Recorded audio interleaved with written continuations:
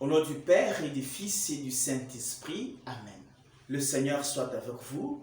Mes frères, mes sœurs, les textes de ce 17e dimanche du temps ordinaire nous montrent que Dieu pourvoit toujours à nos besoins.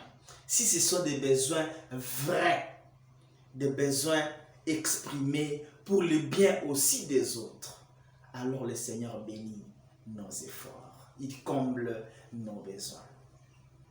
Dans la première lecture tirée du deuxième livre des Rois, au chapitre 4, versets 42 à 44. Un homme apporte du pain d'orge à Élisée pour que les autres mangent. Mais il se plaint du fait que ça ne suffira pas aux autres. Et grâce à la prière d'Élisée, le pain a suffi à tout le monde. C'est-à-dire qu'il y avait un besoin, mais destiné pour le bien des autres. De même dans l'évangile, Philippe se plaint, évangile tiré de Jean 6, 1 à 15. Il y avait deux pains, mais Philippe disait non, ça ne suffira pas à tout le monde.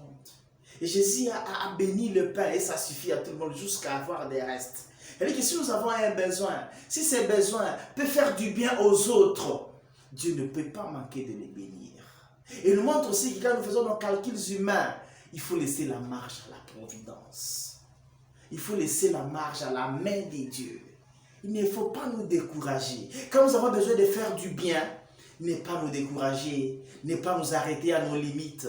Il faut ouvrir la porte à la providence pour que le Seigneur fasse mieux que nos calculs.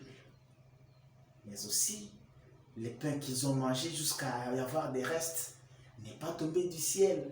Le Seigneur attend nos efforts pour qu'il les bénisse. Le Seigneur attend que nous puissions faire quelque chose pour qu'il puisse nous bénir et nous donner la grâce dont nous avons besoin. Mon frère, ma soeur, tu attends quelle grâce de la part de Dieu? Et la grâce que tu attends, quel est l'effort que tu fournis pour l'avoir? L'époque de la manne est passée. Le pain n'est plus tombé du ciel. Le pain est venu d'abord des hommes et le Seigneur l'a béni. Aussi, le Seigneur nous montre que ces pains qui donne dans l'évangile préfigure l'Eucharistie. Et l'Eucharistie, quand on le prend, il faut être conséquent, il faut le vivre. Et Paul le dit dans la deuxième lecture tirée de sa lettre aux Éphésiens, au chapitre 4, versets 1 à 6. Être fidèle à notre vocation. Travailler pour l'humilité, la patience, nous supporter mutuellement. C'est contradictoire d'aller à l'église et vivre dans les divisions, les dissensions. C'est contradictoire d'aller à l'église et rester intact. Et rien ne change. François a dit, aller à l'église et haïr son frère, c'est être un chrétien hypocrite.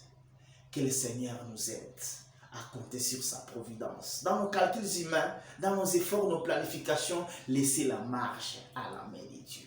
Que le Seigneur nous aide aussi à travailler pour notre salut. Ne pas vivre dans l'attentisme et la paresse, attendant tout du ciel. Faisons un effort et Dieu bénira cet effort. Aussi, il nous montre que tout ce qui a trait à la générosité, tout ce qui a une vocation de générosité, d'aide aux autres, Dieu ne peut pas manquer de les bénir. Bon dimanche à toutes et à tous. Que Dieu Tout-Puissant vous bénisse et vous garde, le Père, le Fils et le Saint-Esprit. Amen.